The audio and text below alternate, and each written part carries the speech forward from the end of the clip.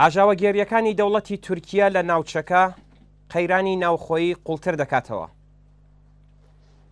دەستڕێژی دەوڵەتی تورکیا بۆ سەر هەرێمی کوردستان لە زەوی و ئاسمانەوە هەروە درێژەی هەیە. ژمارەی پێگە نظامیەکانی ئەرتەشی تورکیا لە قوڵایی هەرێمی کوردستاندا یەکجار زۆر بوون وە سەدان گوندی ئەم ناوچەیە لە ژێر گوشاری بۆمباران و تۆپبارانی ئەرتەشی تورکیەدا چۆڵکراون. هەموو نیشانەکان دەرخەری ئەوەن کە داگیرکاریەکانی دەوڵەتی تورکیا لە هەرێمی کوردستان پەرەدەستێنێت. چاوپۆشی دەوڵەتانی ئامریکا و چرای سەوزی دەوڵەتی عێراق ئەردۆغانی وەسوەسە کردووە تا هەم ناوچەکە داگیرکراوەکان پەرە پێبدات و هەم حزوری ئەرتەشی تورکیا لەم ناوچانە سەقامگیر و دایمی بکات. ئەرتەشی تورکیا بەشێک لە شار و گوندەکانی کوردستانی سووریا لەوانە ئەفرینی داگیر کردووە و هاوپەیمانە جیهادیەکانی دەستیان داوەتە جەنایەتی جەنگی دژ بە خەڵکی کوردستان.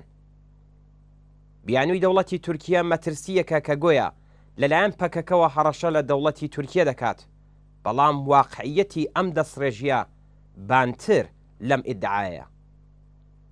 دەستڕێژی تورکیا بۆ سەر هەرێمی کوردستان و کوردستانی سووریا بەشێک لە نەخشەی گشتی و ناوچەیی دەوڵەتی ئەردۆغانە.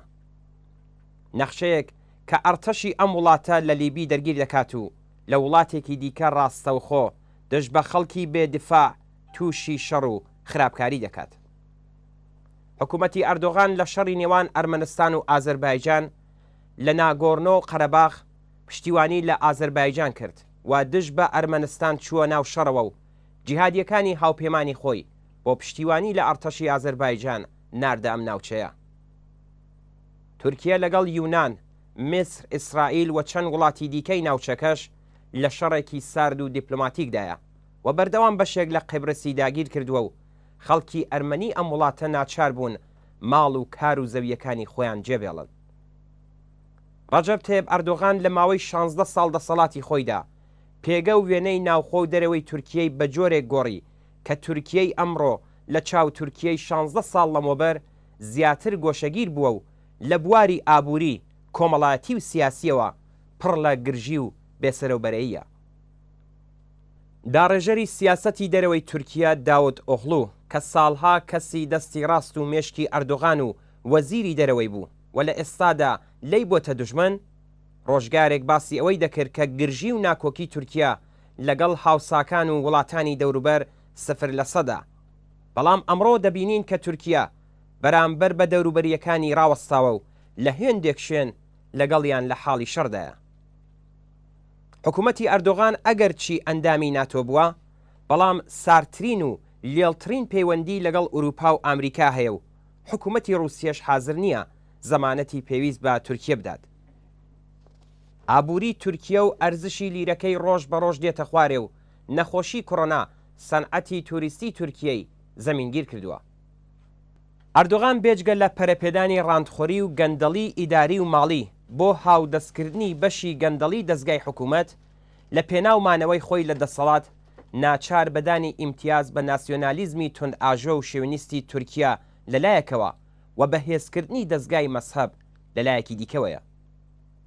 لە ئاکامی ئەم سیاسەتانە جەمسەربەندی لە ناو کۆمەڵی تورکیەدا پەرەی سندووە و کۆنەپەرستی مەسەبی و ناسیۆنالیزمی تونڕەوی تورک لە ئاس کۆمەڵدا بەهێز بووە کە ئەوەش بەمانای شەڕ لە کوردستان، داسەپاندنی بێمافی زیاتر بەسەر ژنان، بەهێزکردنی مەسهەبیەتون ئاژۆکان و چاندنی توێی بیرۆکەی جیهادی لە ناو کۆمەڵدایە.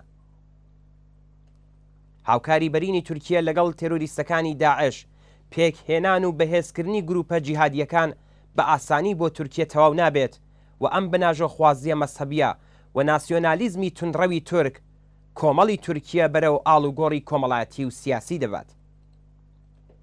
ئازادی و مافی تاکەکەسی لە کۆمەڵی تورکیەدا تا ڕادەیەکی بەرچاو سنووردار کراوە.